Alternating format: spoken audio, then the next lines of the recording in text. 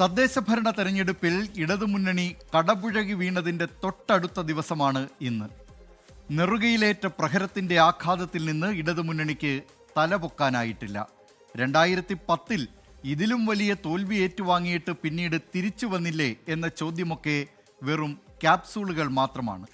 നിയമസഭാ തെരഞ്ഞെടുപ്പിന് മാസങ്ങൾ മാത്രം ശേഷിക്കെ UDF ആത്മവിശ്വാസത്തിന്റെ പരകോടിയിലാണിപ്പോൾ.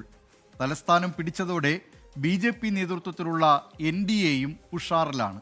ജയപരാജയത്തിന്റെ കാര്യകാരണങ്ങളിലേക്ക് ഇന്ന് നമ്മൾ പോവുകയാണ്.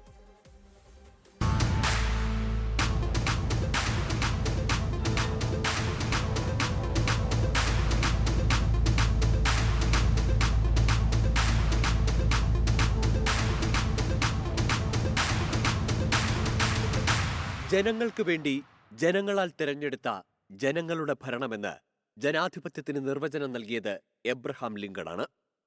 അതേ ജനാധിപത്യത്തിൽ ജനമാണ് രാജാവ്. ഒരു വിജയത്തിൽ ഊറ്റം കൊണ്ട് അധികാരത്തിന്റെ ഗർവിൽ അമർന്നിരുന്ന് പൊതുജനം കഴുതയെന്ന് കരുതി ഭരിച്ചാൽ ജനത്തിന് അവസരം കിട്ടുമ്പോൾ തിരിച്ചടി നൽകുമെന്നത് എല്ലാ രാഷ്ട്രീയക്കാർക്കും ബാധകമാണ്. കാലാകാലങ്ങളിൽ ഇതൊക്കെ ജനം തെളിയിച്ചു ബോധ്യപ്പെടുത്തുമെങ്കിലും അധികാരത്തിന്റെ തണലിൽ അതൊക്കെ മറക്കുന്നവരാണ് ഭരണത്തിലുള്ളവർ. അത്തരം ധാർഷ്ട്യത്തിനും ധിക്കാരത്തിനും മുഖമടച്ചു കിട്ടിയ പ്രഹരമാണ് തദ്ദേശത്തിലെ ജനവിധി. തോൽവിയുടെ കാരണമറിയാൻ പാഴൂർ പടിപ്പുരയിൽ പോകേണ്ട. ഇങ്ങനെ ഒരു വിധി എഴുത്തുണ്ടാവുമെന്ന് സ്വപ്നത്തിൽ പോലും വിചാരിച്ചല്ലോ. എന്താ ഉത്തമ ജനങ്ങൾ നമ്മളോട് ഇങ്ങനെ പെരുമാറിയത്? അതെ, ഒരു പാർട്ടിയിലും പെടാത്ത നിഷ്പക്ഷമതികളായ കുറെ ജനങ്ങളുണ്ടല്ലോ, ആ തെണ്ടികളായി ഇത്തവണ നമ്മളെ പറ്റിച്ചത്. നമ്മുടെ ഗവൺമെന്റ് എന്തൊക്കെ ജനങ്ങൾക്ക് കൊടുത്തു? കൂടുതലും വാഗ്ദാനങ്ങളാ കൊടുത്തത്. ഉത്തമ, നമ്മുടെ പാർട്ടിയെ നമ്മൾ തന്നെ വിമർശിക്കരുത്, അതും ഇന്നത്തെ ചുറ്റുപാട്. തോൽവിയുടെ കാരണമെന്തെന്ന എക്കാലത്തെയും ഉത്തരമാണ് ഈ സിനിമാ ഡയലോഗുകളിൽ. ഒരു കമ്മ്യൂണിസ്റ്റുകാരൻ ജലത്തിൽ ജീവിക്കുന്ന മത്സ്യത്തെ പോലെയാകണമെന്ന് പറഞ്ഞത് മാവോ സെതൂങ്ങാണ്. ജനമാണ് കമ്മ്യൂണിസ്റ്റുകാരന്റെ ജീവജലമെന്നും ഒപ്പം ജനമില്ലെങ്കിൽ ആ കമ്മ്യൂണിസ്റ്റ് മരിച്ചതായും മാവോ പറഞ്ഞിരുന്നു. കിഴക്കൻ യൂറോപ്പിലും ബംഗാളിലും ത്രിപുരയിലും മാവോയുടെ വാക്കുകൾ പ്രസക്തവുമായി. കേരളത്തിൽ ഭരിക്കുന്നവരും ഭരിക്കപ്പെടുന്നവരും തമ്മിൽ അകലം കൂടി. ഈ അകലം ഭരണത്തിലുള്ളവർ കണ്ടില്ല. അവരെക്കാലവും ജനം ഒപ്പമുണ്ടാവുമെന്ന് കരുതി. കേരളത്തിലെ ഇടതുപക്ഷ ജനാധിപത്യ മുന്നണിയുടെ കണ്ണഞ്ചിപ്പിക്കുന്ന വിജയം ഈ തെരഞ്ഞെടുപ്പിലുണ്ടാകുമെന്ന് മാത്രമല്ല, അടുത്ത 3ാം ടേമിലേക്കുള്ള ഇടതുപക്ഷ ജനാധിപത്യ മുന്നണിയുടെ പ്രവേശനമാണ് ഈ തെരഞ്ഞെടുപ്പിന്റെ വിജയത്തോടുകൂടി ഒരുക്കാൻ പോകും. ജനവികാരം തിരിച്ചറിയാനാകാത്ത ഇത്തരം ഉറപ്പുകൾ നേതാക്കൾ ആവർത്തിച്ചുകൊണ്ടിരുന്നു. സമരം മറന്ന പാർട്ടി സമരക്കാരെ തള്ളിപ്പറഞ്ഞു തുടങ്ങി. വർഗവികാരമൊക്കെ അധികാരത്തിന് മുന്നിൽ അപ്രസക്തമായ വാചകങ്ങളായി. സമരക്കാരോട് വർഗവികാരമായിരുന്നില്ല, വർഗശത്രുക്കളോടുള്ള സമീപനമാണ് തൊഴിലാളി വർഗ സർക്കാർ സ്വീകരിക്കുന്നതെന്ന ആരോപണം ആശാസമരത്തിലടക്കമുണ്ടായി. സമരം തുടരും. മുഖ്യമന്ത്രിയുടെ അത്താഴവിരുന്നും അദ്ദേഹത്തിന്റെ പള്ളിയുറക്കവും അദ്ദേഹത്തിന്റെ പ്രാതലുമെല്ലാം ഞങ്ങൾ ഇവിടെ ഇരിക്കും. ആ സമയത്ത് മുഖ്യമന്ത്രി കാണണം, ഞങ്ങൾ ഈ ജനങ്ങൾക്ക് വേണ്ടി പണിയെടുക്കുന്ന ആശമാരെ തെരുവിലിട്ട് തല്ലാമെന്ന് പോലീസ് കരുതണ്ട. തദ്ദേശ തെരഞ്ഞെടുപ്പിലെ ഇടതുമുന്നണി തോൽവിക്ക് എത്രയെത്ര കാരണങ്ങൾ വേണമെങ്കിലും നിരത്താം.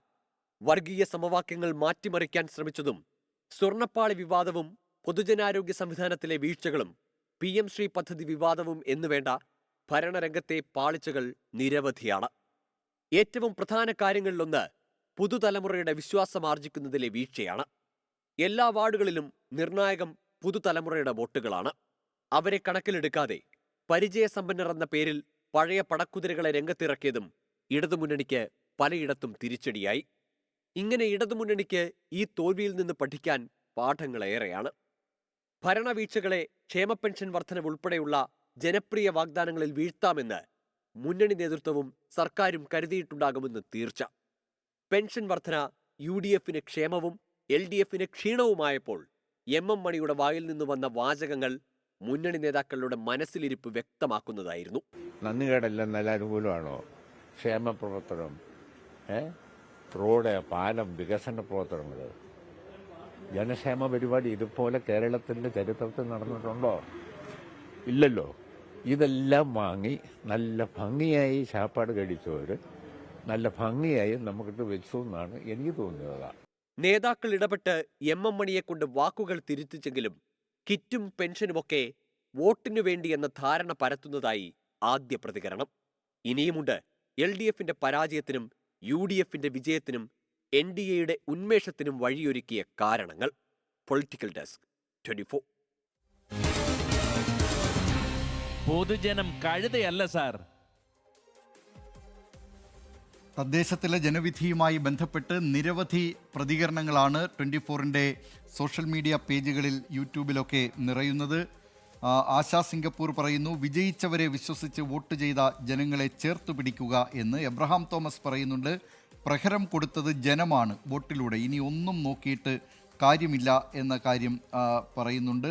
അങ്ങനെ നിരവധി പ്രതികരണങ്ങൾ ഇതുമായി ബന്ധപ്പെട്ട്, ഈ ജനവിധിയുമായി ബന്ധപ്പെട്ടൊക്കെ വരുന്നുണ്ട്. മോഹനൻ പിലാത്തറ പറയുന്നുണ്ട്, ആരു ജയിച്ചാലും ജനപ്രതിനിധികൾ രാഷ്ട്രീയം നോക്കാതെ പൊതുജനത്തിൻ്റെ പ്രശ്നത്തിൽ ആത്മാർത്ഥമായി ഇടപെടണമെന്ന്.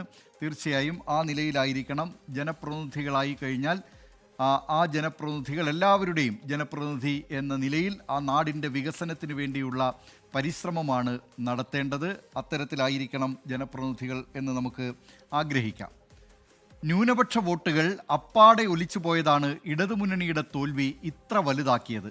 ശബരിമല സ്വർണ്ണക്കൊള്ള ഹിന്ദു വോട്ടുകൾ കോൺഗ്രസ് BJP പെട്ടികളിൽ വീഴ്ത്താൻ ഇടയാക്കി. 2019 ലോക്സഭാ തെരഞ്ഞെടുപ്പിലേതുപോലെ ശബരിമല സ്വർണ്ണക്കൊള്ള ആ വിവാദത്തിൻ്റെ മുഖ്യ ഗുണഭോക്താവ് കോൺഗ്രസായി എന്നതാണ് ശ്രദ്ധേയം. വർഗീയതയ്ക്കെതിരെ സന്ധിയില്ലാ നിലപാട് എന്ന് പ്രഖ്യാപിക്കുമ്പോഴും സാമുദായിക വോട്ടുകളിൽ CPIM എക്കാലവും കണ്ണുനട്ടിരുന്നു. 1993 ഒറ്റപ്പാലം ലോക്സഭാ മണ്ഡലത്തിലെ ഉപതെരഞ്ഞെടുപ്പ് വേളയിൽ അബ്ദുൽ നാസർ മാദനിയെ മഹാത്മാഗാന്ധിയുമായാണ് EMS തുലനം ചെയ്തത്. ബാബറി മസ്ജിദ് വിഷയത്തിൽ മുസ്ലിം ലീഗിന്റെ മിതവാദ നിലപാടിനെതിരെ മാദനി രൂക്ഷ വിമർശനമുയർത്തിയ കാലമായിരുന്നു അത്. രാജ്യസ്വാതന്ത്ര്യത്തിന് രാമരാജ്യം എന്ന ആശയം ഗാന്ധിജി ഉപയോഗിച്ചതുപോലെ ഇസ്ലാമിക വിശ്വാസത്തെ മാദനി മഹത്തായ ലക്ഷ്യത്തിനു വേണ്ടി ഉപയോഗിക്കുന്നുണ്ടെന്നായിരുന്നു EMSന്റെ പരാമർശം. 1990 ജില്ലാ കൗൺസിൽ തെരഞ്ഞെടുപ്പിൽ CPIMന്റെ പ്രചാരണായുധം സദാം ഹുസൈനായിരുന്നു. കാലം പലത് കഴിഞ്ഞു. ബാബറി മസ്ജിദ് സംഭവത്തിനു ശേഷം 2000ന്റെ തുടക്കത്തോടെ ആഞ്ഞുപിടിച്ചാൽ ജില്ലയിൽ പല മണ്ഡലങ്ങളിലും വിജയിക്കാം എന്ന സ്ഥിതിയിലായി CPIM. മുൻപ് പൊന്നാനി നിയമസഭാ മണ്ഡലത്തിൽ മാത്രമാണ് CPIMന് പൊരുതാൻ കഴിഞ്ഞത്. 2004 TK ഹംസയിലൂടെ മഞ്ചേരി ഇടതോരം ചേർന്ന് ലീഗ് കേന്ദ്രങ്ങളെ ഞെട്ടിച്ചു. പിന്നാലെ നിയമസഭാ തെരഞ്ഞെടുപ്പിൽ കുറ്റിപ്പുറത്ത് PK കുഞ്ഞാലിക്കുട്ടിയും മങ്കടയിൽ MK മുനീറും തോറ്റു. വർഷങ്ങൾക്കിപ്പുറം ലീഗിനെ LDFനൊപ്പം നിർത്തുമെന്ന പ്രചാരണവും സജീവമായി. 2019 ലോക്സഭാ തെരഞ്ഞെടുപ്പോടെ ലീഗ് മോഹം CPIM ഉപേക്ഷിച്ചു. ശബരിമല യുവതീ പ്രവേശന വിവാദത്തിന് പിന്നാലെ നടന്ന തെരഞ്ഞെടുപ്പിൽ LDF തോറ്റമ്പി. ഹിന്ദു വോട്ടുകൾ UDF പക്ഷത്തേക്ക് പോയെന്ന വിലയിരുത്തൽ രാഷ്ട്രീയ നിരീക്ഷകർ നടത്തി. കഴിഞ്ഞ ലോക്സഭാ തെരഞ്ഞെടുപ്പിൽ മുസ്ലിം വോട്ടുകളുമില്ല. ഒപ്പമുണ്ടായിരുന്ന ഈഴവ വോട്ടുകൾ BDJS വഴി BJPയിലേക്കും എത്തി എന്ന വിലയിരുത്തലുണ്ടായി. ഇതോടെ ന്യൂനപക്ഷ വോട്ടുപേക്ഷിച്ച് നഷ്ടപ്പെട്ട ഹിന്ദു വോട്ടുകൾ തിരികെ എത്തിക്കാനുള്ള നീക്കത്തിലായി CPIM. ആഗോള അയ്യപ്പ സംഗമം അതിനുള്ള കുറുക്കുവഴിയായി CPIM കണ്ടു. അയ്യപ്പ സംഗമത്തെ പിന്തുണച്ച് NSS general secretary G. Sukumaran Nair രംഗത്തെത്തി. ഉദ്ഘാടന ചടങ്ങിലേക്ക് SNDP യോഗം ജനറൽ സെക്രട്ടറി വെള്ളാപ്പള്ളി നടേശനെത്തിയത് മുഖ്യമന്ത്രി പിണറായി വിജയനൊപ്പം സ്റ്റേറ്റ് കാറിൽ. മുസ്ലിം സമുദായത്തിനെതിരെ വെള്ളാപ്പള്ളി നിരന്തരം നടത്തുന്ന വിമർശനങ്ങൾ മുഖ്യമന്ത്രി അവഗണിച്ചു. മുസ്ലിം വിഭാഗത്തെയും ന്യൂനപക്ഷ വിഭാഗത്തെയും ശക്തമായി ആക്ഷേപിക്കാനുള്ള നടപടികളുമായി നമ്മുടെ രാജ്യത്ത് സംഘപരിവാർ നീങ്ങിക്കൊണ്ടിരിക്കുകയാണ്. അതിനാവശ്യമായ എല്ലാ പ്രചരണങ്ങളും നടത്തിക്കൊണ്ടിരിക്കുകയാണ്. ഏത് കാര്യത്തിലും അത്തരമൊരു നിലപാടാണ് സ്വീകരിച്ചു പോകുന്നത്. ആ ഒരു ഘട്ടത്തിൽ ന്യൂനപക്ഷ വിഭാഗങ്ങൾക്ക് തെറ്റിദ്ധാരണ ഉണ്ടാകത്തക്ക രീതിയിലുള്ള പരാമർശങ്ങളില്ലാതിരിക്കാൻ എല്ലാവരും ശ്രദ്ധിക്കേണ്ടതാണ്. ഇക്കാര്യത്തിൽ വെള്ളാപ്പള്ളി ഇപ്പോൾ വിശദീകരണം നൽകിക്കഴിഞ്ഞിട്ടുണ്ട്. പക്ഷേ അത് ശ്രദ്ധിക്കേണ്ടതാണ് എല്ലാവരും. മുൻപ് ജമാഅത്ത് ഇസ്ലാമിയുടെ പിന്തുണ വാങ്ങിയിട്ടുള്ള CPIM നിലമ്പൂർ ഉപതെരഞ്ഞെടുപ്പ് മുതൽ ജമാഅത്ത് ഇസ്ലാമിക്കെതിരെ കടുത്ത നിലപാടെടുത്തു. ന്യൂനപക്ഷ വർഗീയതയ്ക്കെതിരെ മുഖ്യമന്ത്രി ഉൾപ്പെടെ CPIMന്റെ പല നേതാക്കൾ നടത്തിയ പരാമർശങ്ങൾ ന്യൂനപക്ഷ വോട്ടുകളുടെ ഏകീകരണം LDFനെതിരാക്കി. ക്രൈസ്തവ വോട്ടുകൾ UDFിലേക്ക് തിരിച്ചെത്തി. ഭൂരിപക്ഷ സമുദായ വോട്ടുകളിൽ പ്രതീക്ഷയർപ്പിച്ച CPIMന് തിരിച്ചടിയായി ശബരിമല സ്വർണ്ണക്കൊള്ള. പോറ്റിയേ കേറ്റിയേ സ്വർണം ചെമ്പായി മാറ്റിയേ സ്വർണ്ണപ്പാളികൾ മാറ്റിയേ ശാസ്താവിൻ കനവൂറ്റിയേ സ്വർണം കട്ടവനാരപ്പ സഖാക്കളാണേ അയ്യപ്പ ലോഹം മാറ്റിയതാരപ്പ സഖാക്കളാണേ അയ്യപ്പ പോറ്റിയേ കേറ്റിയേ സ്വർണം ചെമ്പായി മാറ്റിയേ. ഇത്തരം പ്രചാരണം വിശ്വാസികളെ സ്വാധീനിച്ചു. ഹൈന്ദവ വോട്ടുകളേറെയും UDF പക്ഷത്തേക്ക് ചാഞ്ഞു. സാമുദായിക പ്രീണനം ഇടതുമുന്നണിക്ക് ഗുണകരമാകില്ലെന്നാണ് സമീപകാല തെരഞ്ഞെടുപ്പ് ഫലങ്ങൾ തെളിയിക്കുന്നത്. 1987 ഇടതുമുന്നണി കേരളത്തിൽ അധികാരത്തിലെത്തുമ്പോൾ വർഗീയ കക്ഷികളുടെ പിന്തുണ നേടാത്ത വിജയം എന്നായിരുന്നു അന്ന് നേതാക്കളും പ്രവർത്തകരും ഊറ്റം കൊണ്ടിരുന്നത്. Political desk 24. പൊതുജനം കഴുതയല്ല സാർ. ചേറാടി പറയുന്നു, ഇടതുപക്ഷത്തിന് ജനങ്ങളെന്നാൽ സർക്കാർ ഉദ്യോഗസ്ഥർ മാത്രമാണെന്ന് തോന്നിപ്പിക്കുന്ന ഭരണമാണ്. കർഷകരും കർഷക തൊഴിലാളികളും ക്ഷേമ പെൻഷൻ ഗുണഭോക്താക്കളെയുമെല്ലാം അന്യഗ്രഹ ജീവികൾ പോലെ കണ്ടതിൻ്റെ അനന്തരഫലമാണ് ഈ തെരഞ്ഞെടുപ്പിൽ ഉണ്ടായതെന്നാണ് ചേറാടിയുടെ അഭിപ്രായം. ഏതായാലും വിവിധ പ്രതികരണങ്ങൾ ഇതുമായി ബന്ധപ്പെട്ടൊക്കെ സോഷ്യൽ മീഡിയ പേജുകളിൽ വരുന്നുണ്ട്. സ്ത്രീപീഡന പരാതികൾ തെരഞ്ഞെടുപ്പ് രംഗത്ത് മുമ്പും സജീവമാക്കിയിട്ടുണ്ട് LDF. ഇത്തവണ രാഹുൽ മാങ്കൂട്ടത്തിൽ വിഷയം സജീവമാക്കി നിർത്താൻ CPIM ശ്രമിച്ചു. പക്ഷേ VD സതീശനും രമേശ് ചെന്നിത്തലയും ആ നീക്കത്തിന് തടയിട്ടു. 1987 ഇടുക്കി ജില്ലയിലെ തങ്കമണിയിൽ സ്ത്രീകൾക്കെതിരെ നടന്ന പോലീസ് ഭീകരതയും അതിക്രമവും ഇടതുമുന്നണിയുടെ പ്രചാരണ ആയുധങ്ങളിൽ പ്രധാനമായിരുന്നു. സൂര്യനെല്ലി പെൺകുട്ടി നേരിട്ട ക്രൂരതയും പിന്നീട് തിരഞ്ഞെടുപ്പ് രംഗത്ത് നിറഞ്ഞിട്ടുണ്ട്. ഐസ്ക്രീം പാർലർ കേസ് വന്നപ്പോൾ കുറ്റക്കാരെ കയ്യാമം വെച്ച് നടത്തിക്കുമെന്ന് VS അച്യുതാനന്ദൻ പ്രഖ്യാപിച്ചപ്പോൾ തൊട്ടടുത്ത തിരഞ്ഞെടുപ്പിൽ ജനം LDFനൊപ്പം നിന്നു. ഐസ്ക്രീം പാർലർ കേസിൽ പിന്നീട് റൌഫിന്റെ വെളിപ്പെടുത്തലും സോളാർ കേസുമൊക്കെ പ്രചാരണ രംഗം കീഴടക്കിയിട്ടുണ്ട്. രാഹുൽ മാങ്കൂട്ടത്തിൽ വിഷയം വന്നപ്പോൾ കടുത്ത നടപടി സർക്കാരിൽ നിന്നുണ്ടാകുമെന്ന് പലരും പ്രതീക്ഷിച്ചു. പക്ഷേ അറസ്റ്റ് വൈകിച്ച് പ്രചാരണ രംഗത്ത് ഈ വിഷയം സജീവമാക്കി നിർത്തുക മാത്രമാണ് സർക്കാരിന് താൽപര്യമെന്ന് ജനങ്ങളിൽ ഭൂരിഭാഗവും വിശ്വസിച്ചു. മറുവശത്ത് കോൺഗ്രസ് നീക്കം ചടുലമായിരുന്നു. സർക്കാർ നീക്കം തുടങ്ങും മുൻപേ പ്രതിപക്ഷ നേതാവ് VD സതീശൻ രാഹുൽ മാങ്കൂട്ടത്തിലിനെ തള്ളിപ്പറഞ്ഞു. ഒരു മെസ്സേജ്, തെറ്റായിട്ടുള്ളൊരു മെസ്സേജ് ഒരാൾ അയച്ചു എന്ന് മകളുടെ പോലെ കാണുന്ന ഒരു കുട്ടി വന്ന് പറഞ്ഞാൽ ഒരു പിതാവ് എന്ത് ചെയ്യും? അത് ഞാൻ ചെയ്തിട്ടുണ്ട്. ഒരു പിതാവ് എന്ത് ചെയ്യും? സ്വന്തം മകളാണോ എന്ന് പറയുന്നതെങ്കിൽ ഒരു പിതാവ് എന്ത് ചെയ്യും? അത് ഞാൻ ചെയ്തിട്ടുണ്ട്. ഹൂ കെയേഴ്സ് എന്ന് രാഹുൽ മാങ്കൂട്ടത്തിലും പരാതിയില്ലല്ലോ എന്ന് അടൂർ പ്രകാശിനെ പോലെ ചില നേതാക്കളും പറയുന്നതിനിടെ പാർട്ടിയിൽ നിന്ന് MLAയെ സസ്പെൻഡ് ചെയ്യാൻ കോൺഗ്രസ് ധൈര്യം കാട്ടി. പിന്നാലെ കേസെടുത്തപ്പോൾ പുറത്താക്കുകയും ചെയ്തു. നേതൃത്വത്തെ വെല്ലുവിളിച്ച് രാഹുൽ മാങ്കൂട്ടത്തിൽ നിയമസഭയിലെത്തിയപ്പോഴും പാലക്കാട്ട് പ്രചാരണത്തിനിറങ്ങിയപ്പോഴും നേതൃത്വം അകലം പാലിച്ചു. രാഹുലിനെ പിന്തുണച്ച നേതാക്കളെ VD സതീശൻ പരസ്യമായി തള്ളിപ്പറഞ്ഞു. രമേശ് ചെന്നിത്തലയും K മുരളീധരനും രാഹുലിനെതിരെ ഉറച്ച നിലപാടെടുത്തു. അണികളുടെ സൈബർ ആക്രമണം അവഗണിച്ചും സ്ത്രീപക്ഷ നിലപാട് ഉയർത്തിപ്പിടിച്ചവർ എന്ന പ്രതിച്ഛായ ഇതിലൂടെ ഇവർ നേടി. വലിയൊരു വിഭാഗം സ്ത്രീ വോട്ടർമാരുടെ പിന്തുണ UDF പക്ഷത്തേക്ക് ചായാൻ ഇതിടയാക്കി. മറുവശത്ത് ആരോപണം നേരിട്ട നിരവധി നേതാക്കളും M മുകേഷുമൊക്കെ നിൽക്കുമ്പോൾ CPIM നിലപാടിൽ ജനം ആത്മാർത്ഥതയില്ലായ്മ കണ്ടു. വളരെ വർഷങ്ങൾക്ക് മുമ്പ്, 10-12 വർഷങ്ങൾക്ക് മുമ്പ് അദ്ദേഹം നടത്തി എന്ന് പറയുന്ന ഒരു പരാതിയെ അടിസ്ഥാനപ്പെടുത്തിയിട്ടുള്ളതാണ് കേസ്. ആ കേസ് എന്താണോ നിലപാട് വരുന്നത് അപ്പോൾ നമുക്ക് എടുക്കാം. അല്ലാതെ ഇതുപോലെ തെളിവുമായി മുന്നോട്ടേക്ക് വന്നിട്ടില്ല ഒരാളും. അന്നത്തെ കേസ് ഇപ്പോഴും തുടരുകയാണ്. ആ കേസിൻ്റെ അകത്ത് ഒരു കാര്യവും തീരുമാനിക്കപ്പെട്ടിട്ടില്ല. തീരുമാനിച്ചിട്ടുണ്ടെങ്കിൽ നിങ്ങൾ പറഞ്ഞത് ശരി, ഞങ്ങൾ നിലപാട് സ്വീകരിക്കാം. ഒരു നിലപാട് സ്വീകരിക്കേണ്ടി വരില്ല. കാരണം അദ്ദേഹം പാർട്ടി മെമ്പർഷിപ്പ് ഇല്ല, പാർട്ടി നിലപാട് സ്വീകരിക്കാൻ സാധിക്കില്ല. രാഹുൽ മാങ്കൂട്ടത്തിലിനെ പുറത്തു നിർത്തിയത് UDFന് ഗുണം ചെയ്തുവെന്ന് തിരഞ്ഞെടുപ്പ് ഫലം തെളിയിക്കുന്നു. രാഹുലിന്റെ വിശ്വസ്തർ പരാജയപ്പെട്ടത് ജനമനസ് പ്രതിഫലിക്കുന്നതായി. Political desk 24. പൊതുജനം കഴുതയല്ല സാർ. തദ്ദേശ തെരഞ്ഞെടുപ്പ് ഫലം തിരിച്ചടിയായെങ്കിലും CPIMൽ പൊളിച്ചെഴുത്തിനുള്ള സാധ്യതയില്ല. പിണറായി വിജയനല്ലാതെ പകരം വയ്ക്കാനൊരു നേതാവ് നിലവിൽ CPIMൽ ഇല്ല എന്നതാണ് യാഥാർത്ഥ്യം. ഇടതുഭരണം മൂന്നാം ഊഴത്തിലേക്കെന്ന ആവേശത്തിലായിരുന്നു ഇതുവരെ CPIM നേതാക്കളും അണികളും. തദ്ദേശ തെരഞ്ഞെടുപ്പ് ഫലം അതിന് മങ്ങലേൽപ്പിച്ചിരിക്കുന്നു. Ward വിഭജനമൊക്കെ അനുകൂലമാകുമെന്ന കണക്കുകൂട്ടലിലായിരുന്നു LDF. തുടർഭരണ സ്വപ്നം പക്ഷേ മങ്ങുകയാണ്. തിരുവായ്ക്കെതിർവായില്ലാത്ത സ്ഥിതിയാണ് CPIMൽ. മുഖ്യമന്ത്രിയുടെ തീരുമാനത്തെ ചോദ്യം ചെയ്യാൻ നേതാക്കൾക്ക് ധൈര്യമില്ല.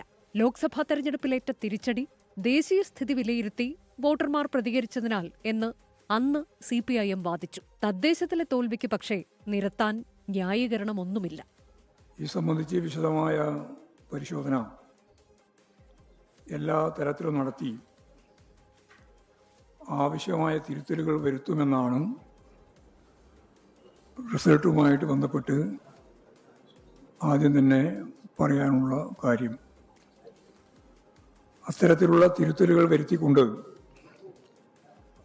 തിരിച്ചടികളെ അതിജീവിച്ച അനുഭവം കേരളത്തിലെ ഇടതുപക്ഷ ജനാധിപത്യ മുന്നണിക്ക് ഉണ്ട് താനും. പിണറായി വിജയന്റെ നേതൃത്വത്തിലാകും 2026 നിയമസഭാ തെരഞ്ഞെടുപ്പിനെ ഇടതുമുന്നണി നേരിടുകയെന്ന് പ്രഖ്യാപിച്ചത് CPIM സംസ്ഥാന സെക്രട്ടറി MV ഗോവിന്ദനാണ്. LDF ജയിച്ചാൽ മുഖ്യമന്ത്രി ആര് എന്നതിൽ തർക്കമുണ്ടാകില്ല. തോറ്റാൽ പിണറായി വിജയനായിരിക്കുമോ പ്രതിപക്ഷ നേതാവ് എന്ന ചോദ്യത്തിനൊക്കെ കാലം ഉത്തരം നൽകട്ടെ. രണ്ടാം പിണറായി സർക്കാരിന് വൻ ഭൂരിപക്ഷം നൽകിയാണ് ജനം വിധിയെഴുത്ത് നടത്തിയത്.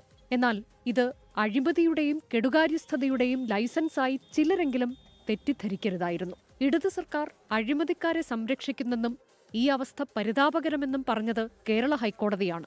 വേണ്ടത്ര തിരുത്തലിന് ഇനിയും LDFന് സമയമുണ്ട്.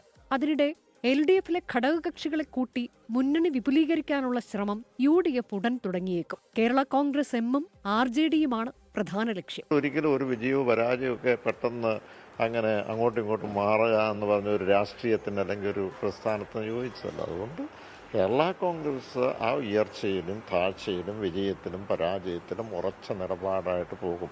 ജോസ് കെ മാണി ഇങ്ങനെയൊക്കെ പറയുന്നെങ്കിലും തദ്ദേശ തെരഞ്ഞെടുപ്പിൽ തിരിച്ചടി നേരിട്ടവരിൽ കേരള കോൺഗ്രസ് എമ്മുമുണ്ട്. കോട്ടയം ജില്ലയിൽ കൂടിയ 88 വാർഡുകളിൽ 40ഉം കേരള കോൺഗ്രസിന് CPIM നൽകിയെങ്കിലും പ്രയോജനമുണ്ടായില്ല. എന്നാൽ UDFിനൊപ്പമുള്ള ജോസഫ് ഗ്രൂപ്പ് നേട്ടമുണ്ടാക്കുകയും ചെയ്തു. പിണറായി മന്ത്രിസഭയിൽ ഇടം കിട്ടാത്തത് മുതൽ RJD അതൃപ്തരാണ്. INLനും കോൺഗ്രസ് എസിനും മന്ത്രിസ്ഥാനം നൽകിയിട്ടും RJDയെ തഴഞ്ഞു. ഇത്തവണ തദ്ദേശ തെരഞ്ഞെടുപ്പിലും പരിഗണിച്ചില്ല എന്ന പരിഭവം അവർക്കുണ്ട്. ഇങ്ങനെ LDFനും വെല്ലുവിളിയാണ് വരും നാളുകൾ. Political desk 24. പൊതുജനം കഴുതയല്ല സാർ. വെൽക്കം ബാക്ക് ടു പൊതുജനം കഴുതയല്ല സാർ. ദേശീയപാത നിർമ്മാണത്തിനടക്കം വേമ്പനാട് കായലിൽ നടത്തുന്ന ഡ്രഡ്ജിംഗ് ഗുരുതര പാരിസ്ഥിതിക പ്രശ്നങ്ങൾ ഉണ്ടാക്കുമെന്ന് പഠന റിപ്പോർട്ടുകൾ. കായലിന്റെ അടിത്തട്ട് കലക്കി മണ്ണെടുക്കുന്ന ജോലികളാണ് ഇപ്പോൾ നടക്കുന്നത്. വൻതോതിൽ മത്സ്യസമ്പത്ത് ഇല്ലാതാക്കുന്നത് കടുത്ത പ്രതിസന്ധിയാണ് സൃഷ്ടിച്ചിരിക്കുന്നത്. ഡ്രഡ്ജിംഗ് നടക്കുന്ന മേഖലയിൽ ജനങ്ങളുടെ ജീവിതവും ദുസ്സഹമാണ്.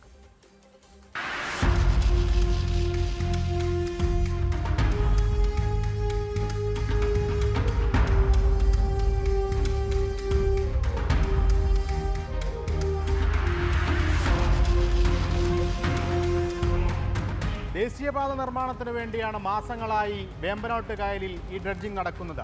ഇതിന്റെ പരിണിത ഫലം അനുഭവിക്കുന്നതാകട്ടെ പ്രദേശത്തെ സാധാരണക്കാരായ ജനങ്ങളാണ്. അതിനുമപ്പുറം കായലിലെ മത്സ്യസമ്പത്ത് വലിയ തോതിൽ ഇല്ലാതാകുന്നുവെന്ന ഗുരുതര പാരിസ്ഥിതിക പ്രശ്നവും നാടിനെ കാത്തിരിക്കുന്നു.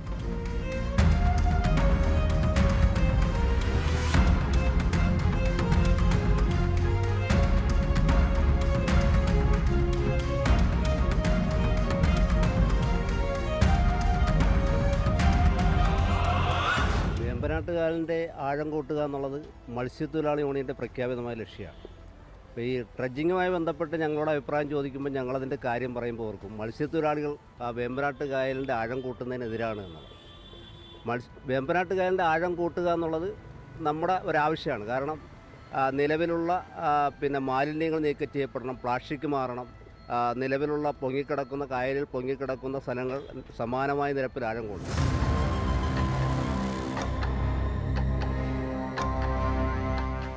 സർക്കാരിൻ്റെ ഉത്തരവനുസരിച്ചിട്ടാണെങ്കിൽ നാഷണൽ ഹൈവേ പോകുന്ന സ്ഥലങ്ങളിൽ നിന്ന് മാത്രമാണ് ഡ്രഡ്ജിങ് നടത്താനായിട്ട് ഗവൺമെൻറ് അനുവാദം കൊടുത്തിട്ടുള്ളത്. എന്നാൽ ഇവരടിക്കുന്നത് ആ ദേശീയ ജലപാതയ്ക്കും 1.5 കിലോമീറ്റർ പടിഞ്ഞാറ് മാറി തീരപ്രദേശത്ത് നിന്ന് 50 മീറ്റർ മാത്രം ദൂരേക്ക് മാറി മാത്രമാണ് ഇപ്പോൾ ഈ ഡ്രഡ്ജിങ് നടത്തിക്കൊണ്ടിരിക്കുന്നത്. ഇതിന്റെ പരിണിത ഫലം ചെറുതല്ല. വേമ്പനാട് കായലിലെ മത്സ്യസമ്പത്തിനെ ഗുരുതരമായി ബാധിക്കുന്ന പ്രശ്നം കായലിന്റെ അടിത്തട്ട് കലക്കി നടത്തുന്ന ഡ്രഡ്ജിങ്ങിലൂടെ എക്കലും ചെളിയും കൂടിക്കലരും. ഇത് മത്സ്യങ്ങൾക്ക് ജീവിക്കാനാവാത്ത സാഹചര്യമൊരുക്കും. കക്ക ഉൽപാദനത്തിന്റെ അവസ്ഥയും മറിച്ചല്ല. ഈ സമയത്താണ് വേമ്പനാട് വേലിയേറ്റത്തിൻ്റെ സമയത്താണ് കക്കയുടെ വിത്തുകൾ ഉണ്ടാകുന്നത്. അത് തീരെ മണൽ പോലെയാണ് അതിൻ്റെ ആദ്യമായിട്ട് അതിൻ്റെ പ്രചരണം ഉണ്ടാകുന്നത്. ആ മണൽ പോലെ ഇരിക്കുന്ന കക്ക പൊടി അത് ഈ അമ്ലരസം ചെന്ന വെള്ളം ചെല്ലുമ്പോൾ അത് തീർത്തും നശിച്ചു പോവുകയാണ്. മണൽ തന്നെ കിട്ടുന്നില്ല, ചിലയിടത്ത് ചെയറാണ് എടുക്കുന്നത്. ആ ചെയറും മണലും ഒക്കെ എടുത്ത് ഇങ്ങനെ നാഷണൽ ഹൈവേയിലും മറ്റു പ്രദേശങ്ങൾക്ക് ഉപയോഗിക്കുമ്പോൾ നമുക്ക് കാണാം അതിനകത്ത് മുഴുവൻ നല്ല ശതമാനം കക്കയുണ്ട്. അപ്പോൾ കക്ക വ്യവസായത്തെ ആശ്രയിച്ചിരിക്കുന്ന ഒരു തൊഴിലാളികളുണ്ട്. അപ്പോൾ കക്കയാണെങ്കിലും മത്സ്യസമ്പത്താണെങ്കിലും പിടിച്ച് ജീവിക്കുന്ന ഒരു 20,000 താഴെ വരുന്ന തൊഴിലാളികൾ വേമ്പനാട്ട് കായലിൽ തന്നെ ഉപജീവനമായിട്ട് ജീവിക്കുന്നുണ്ട്. മത്സ്യസമ്പത്ത് അപ്പാടെ ഇല്ലാതാകുന്നു. ഒപ്പം ഇരട്ടി ദുരിതം വേറെയും. ഡ്രഡ്ജിംഗ് നടക്കുന്ന ഇടങ്ങളിൽ നിന്ന് കായലിൽ ജോലിക്ക് പോകാനാകുന്നില്ല. ഉപജീവനം മുടങ്ങി പ്രതിസന്ധിയിലാണ് നിരവധി കുടുംബങ്ങൾ. 2 മാസമായി ഇത് ഇവിടെ വന്നിട്ട് ഞങ്ങൾക്ക് 10 പൈസയുടെ പണിയെടുക്കാൻ പറ്റിയിട്ടില്ല. ഞങ്ങൾ കടം വരെ മേടിച്ച് ജീവിക്കാനുണ്ട്. പക്ഷെ അത് കടം വീട്ടണ.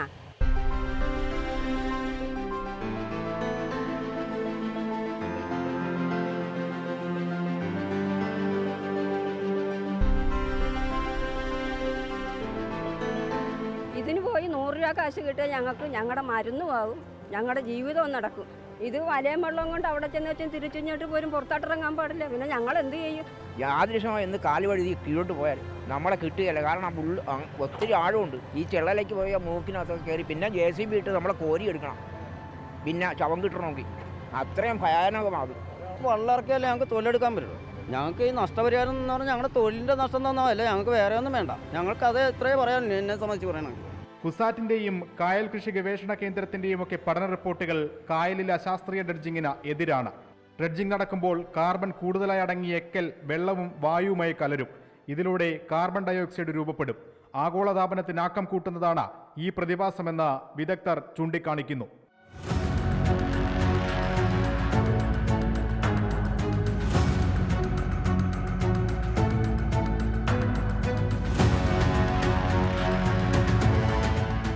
ഡ്രഡ്ജിങ് നടത്താൻ വരുന്നവർക്ക് ഒറ്റ ലക്ഷ്യമുള്ളൂ, കുഴിക്കുക എന്നുള്ളതാണ്. കുഴിക്കുന്ന പോലെ, കുളം കുഴിക്കുന്ന പോലെ കൊണ്ടുപോകുമ്പോൾ ഈ കായലിനകത്തുള്ള ഒരു ആവാസ വ്യവസ്ഥ തകർന്നു പോകും. അപ്പോൾ അതിനൊരു സമാന്തരമായി എല്ലാ സ്ഥലത്തും ഒരുപോലെ എത്താൻ കഴിയുന്ന രീതിയിലേക്ക് ലെവൽ ചെയ്യണം. കിട്ടുന്ന സ്ഥലത്തിട്ട് കുഴിക്കുകയാണ്. അത് ഇന്നത്തേക്കും നാളത്തേക്കും എല്ലാം പ്രശ്നങ്ങളായിട്ട് വരും.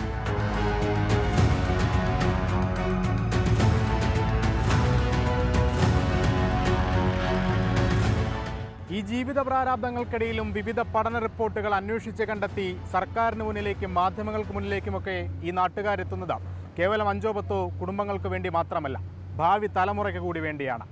ഈ പഠന റിപ്പോർട്ടുകളൊന്നും കടല പൊതിയാനുള്ളതല്ലെന്ന് അധികാരികൾ കൂടി ഓർക്കുക. ആലപ്പുഴയിൽ നിന്ന് ഷിബിൻ ബഷീറിനൊപ്പം അശ്വിൻ പാലാഴി, 24. പൊതുജനം കഴുതയല്ല സാർ. നിരവധി പ്രതികരണങ്ങൾ ഈ വാർത്തയുമായി ബന്ധപ്പെട്ട് വരുന്നുണ്ട്. രവികുമാർ PB പറയുന്നുണ്ട്, ജനങ്ങളുടെ ജീവനും സ്വത്തിനും ഒരു വിലയുമില്ല. പരിസരവാസികൾക്ക് പറയാനുള്ള ദോഷവശങ്ങൾ കൂടി കേട്ടുവേണം നിർമ്മാണ പ്രവർത്തനം നടത്താനെന്ന് മാൽക്കം ഗോമസ് പറയുന്നു. എന്തെങ്കിലും ചെയ്യാൻ തുടങ്ങിയാൽ തടസ്സം നിൽക്കാൻ കുറേ ആളുകൾ വരും എന്ന കാര്യം. അങ്ങനെ മുരളീധരൻ പറയുന്നുണ്ട്, കടൽ പൊട്ടിച്ച് സൂയസ് കനാൽ ഉണ്ടാക്കി, ഇവിടെയെല്ലാം പരിതാപകരം എന്ന നിലയിലാണ് പ്രതികരണങ്ങൾ വരുന്നത്. ഏതായാലും നിരവധി പ്രതികരണങ്ങൾ ഈ വാർത്തയുമായി ബന്ധപ്പെട്ട് വരുന്നുണ്ട്. അവിടുത്തെ ജനങ്ങളുടെ പ്രശ്നങ്ങൾ അടിയന്തിരമായി പരിഹരിക്കണം എന്ന കാര്യത്തിൽ യാതൊരു സംശയവുമില്ല. വേമ്പനാട്ട് കായലിലെ മത്സ്യസമ്പത്തിനെ ഇത് ബാധിക്കുന്നുണ്ട്. പൊതുജനം കഴുതയല്ല സാർ എന്ന ഈ പരിപാടിയിലൂടെ പ്രേക്ഷകർക്കും നിങ്ങൾ നേരിടുന്ന വിഷയങ്ങൾ വാർത്തയാക്കാം. സ്ക്രീനിൽ കാണുന്ന വാട്സാപ്പ് നമ്പറിലേക്ക് വിശദാംശങ്ങൾ അയയ്ക്കുക. പൊതുജനം കഴുതയല്ല സാർ @gmail.com എന്ന മെയിൽ ID-യിലേക്കും നിങ്ങൾക്ക് വിശേഷങ്ങൾ, വാർത്തകൾ ഇവ അറിയിക്കാവുന്നതാണ്. ഇതോടെ പൊതുജനം കഴുതയല്ല സാറിൻ്റെ ഇന്നത്തെ അധ്യായം ഇവിടെ അവസാനിക്കുകയാണ്. ഇനി 24-ൻ്റെ സജീവ സംവാദ പരിപാടിയായ എൻകൗണ്ടറുമായി ഹാഷ്മി താജ് ഇബ്രാഹിം.